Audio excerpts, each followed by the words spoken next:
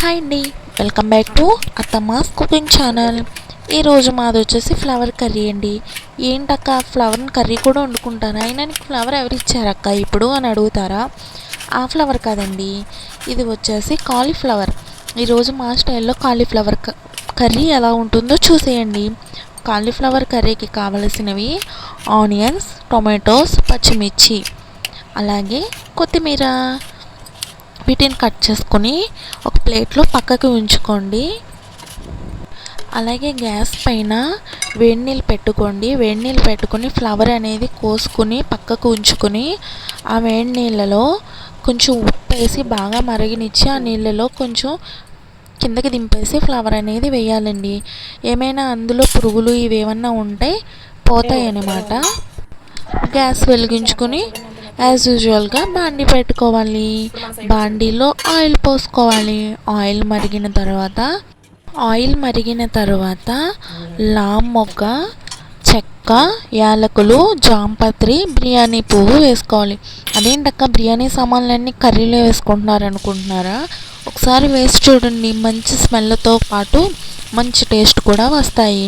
అలాగే ఆనియన్స్, కొత్తిమీర కాడలు, కరివేపాకు వేసుకుని బాగా ఫ్రై చేసుకోవాలి. ఏంటక్క బాండీలో సగం అయ్యేయో పెద్ద పెద్ద ఆకులు ఉన్నాయనుకుంటున్నారా? అవే అండి బిర్యానీ ఆకులు అన్నమాట అవి. ఇప్పుడు వచ్చేసి పసుపు, ఉప్పు, ఉల్లిపాయలు మగ్గేటప్పుడే వేసుకోవాలి, ఎందుకంటే బాగా మగ్గుతాయి అన్నమాట. ఉప్పు వేసుకున్న తర్వాత ఇవి కొంచెం మగ్గిన తర్వాత అల్లం వెల్లుల్లి పేస్ట్ అనేది కూడా వేసుకోవాలండి. అల్లం వెల్లుల్లి పేస్ట్ వేసుకుని బాగా కలుపుతూ ఉండి అది అడుగు పట్టకుండా ఉంటుంది.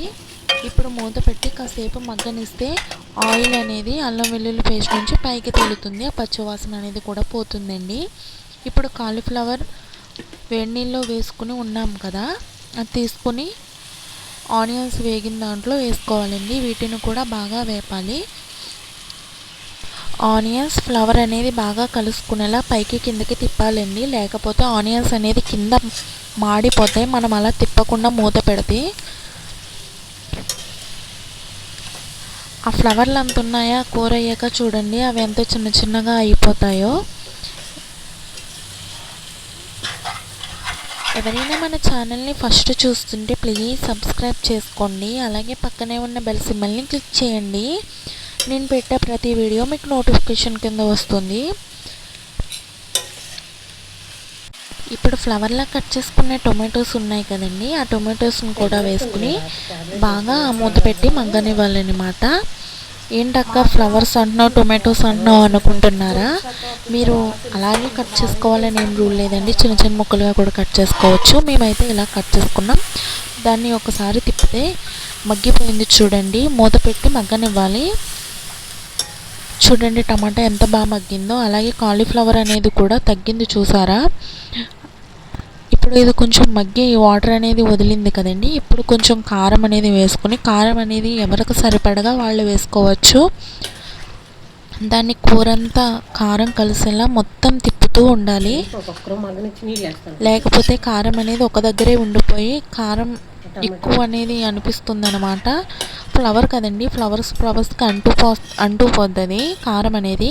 ఇప్పుడు కాసేపు మూత అనేది పెట్టుకోవాలి మనం. మూత పెట్టుకుని తీసుకున్న తర్వాత కారం పచ్చివాసన అనేది పోయిన తర్వాత కొంచెం వాటర్ అనేది యాడ్ చేసుకోవాలి.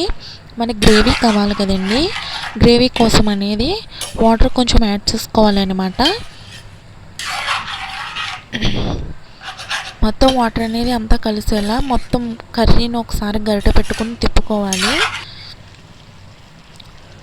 కాసేపు మూత పెట్టుకుని తీసిన తర్వాత చూసారా కర్రీ అనేది బాగా దగ్గర పడుతుంది అన్నప్పుడు మసాలా అనేది కూడా వేసుకుని బాగా ఒకసారి తిప్పుకోవాలన్నమాట. ఈ మసాలా మేము ఇంట్లో అనేది గ్రైండ్ చేసుకుంటాం.